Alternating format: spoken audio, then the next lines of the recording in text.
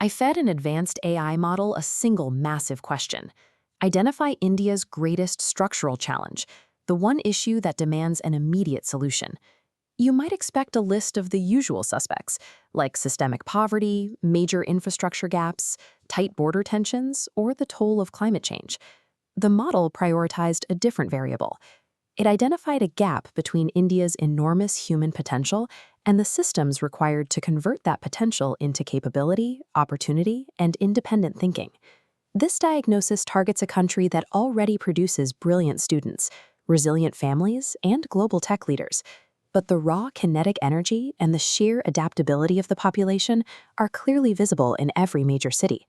However, this core issue of underutilized capability acts as a connective thread. When institutions fail to channel this massive energy productively, frustration accumulates beneath the surface, manifesting in everything from brain drain to societal anxiety. To understand this friction, we have to look at the societal machine and how it processes its most valuable resource.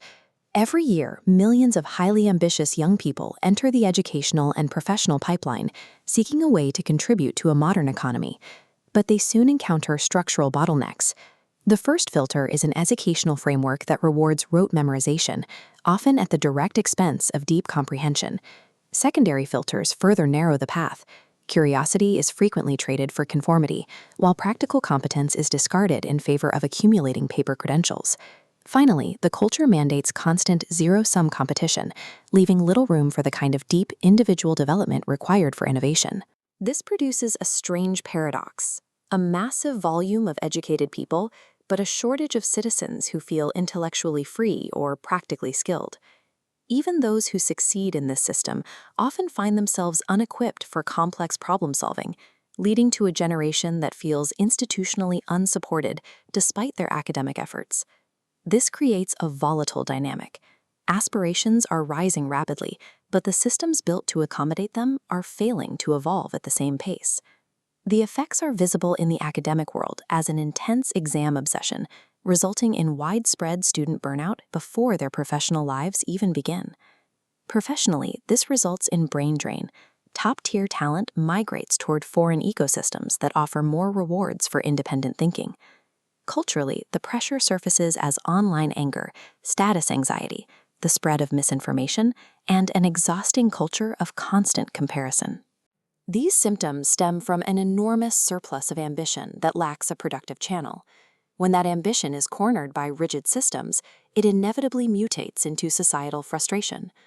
A modern nation cannot sustain itself on emotional nationalism, hard work, or population size alone. Long-term strength requires specific infrastructure, scientific temperament, a robust research culture, and high-quality education. It also requires civic discipline, the ability for citizens to think independently without the society fragmenting into disorganized factions.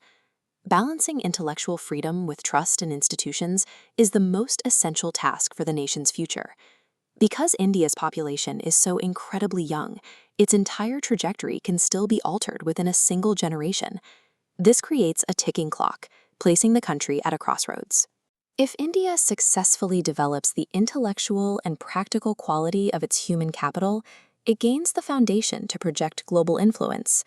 If systems fail to evolve, that scale magnifies instability, inequality, and frustration. The ultimate test lies in the independent minds of India's youth, and whether the nation can build systems worthy of them before the window closes.